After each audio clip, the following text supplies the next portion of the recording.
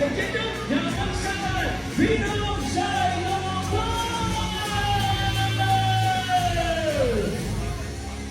Once again, congratulations!